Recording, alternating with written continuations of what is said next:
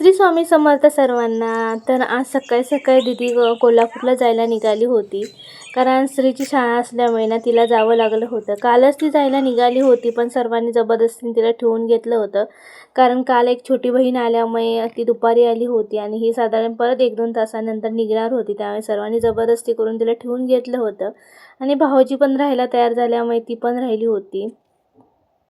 दीदीला bye करून आलो आणि ही छोटी बहीण आल्या आल्या लगेच झोपली होती, कारण माहेरी आली का आपल्या सर्वच मुलींची मज्जा असते, कारण हक्कानेही आपण किती वाजताही उठू शकतो, कोणी तिथं जबरदस्तीने उठवत नाही. आपल्याला वाटतं तेव्हा आपण उठू शकतो. तसं ही आली आणि पुन्हा झोपली होती आणि शार्वी उठली होती. तोपर्यंत मी आणि माझे छोटा भाऊ आणि बहीण होतो, तिला सांभाळलं होतं. त्यानंतर दिवसभर काही व्हिडिओ केलाच नव्हता. संध्याकाळी तर छोटी बहीण माझी गवत आणण्यासाठी गेली होती ही मशीनसाठी, तर मी तिच्यासोबत गेली होती. बाजूलाच होतं, तर चला म्हटलं थोडंफार फिरून येऊया म्हणून मी गेली होती. गवत वगैरे घेऊन आलो आणि संध्याकाळची जी कामं होती ती गोठ्यामधली जी बहीण आणि पप्पांनी वगैरे करून घेतली.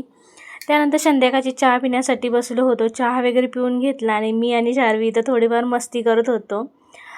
स्वामीला आणि शार्वीला संध्याकाळी तर आंघोळ घातली होती, मीच घातली होती आणि त्यांचा अचानक दोघांचाही ना टी शर्टचा कलर पिवळा होता आणि आम्ही दोघांचेही फोटो वगैरे काढत होती. फोटो वगैरे काढून घेतलं आणि स्वामीला जर घेतलं तर शार्वी रडत होती आणि शार्वीला घेतलं तर स्वामी रडत होता, असं त्यांचं दोघांचं चाललं होतं.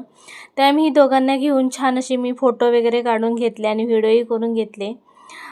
शार्वी तर खूप अशी स्वामी आमचा कोणाकडे जायला वगैरे असं अनोळखी माणसाकडे रडतो, पण शार्वी अशी काय रडत वगैरे नाही, खूप छान वगैरे मिळून मिसळून राहते आणि स्वामी आणि शार्वी खूप मस्ती वगैरे करतात. ही पण बहीण काय जास्त दिवस राहणार नाही आहे, 2 दिवसामध्ये जाणार आहे आणि छान आमची शार्वीची वगैरे छान ओळख होणार होती. तोपर्यंतच माझी बहीण ही जाणार होती. आज बहीण गेली आणि दीदी पण गेली होती आणि भाऊही आज मुंबईला गेला होता, कारण त्याचं वर्षाचं काम असल्यामुळे ना तोही गेला होता. पण घरामध्ये खूप शांत शांत वाटत होतं आणि ही दोघंजणं चिंटू मिंटू असल्यामुळे ना एवढं काही कंटाळा आला नव्हता. त्यांच्यासोबत सर्वजण मिळून मस्ती वगैरे करत होती.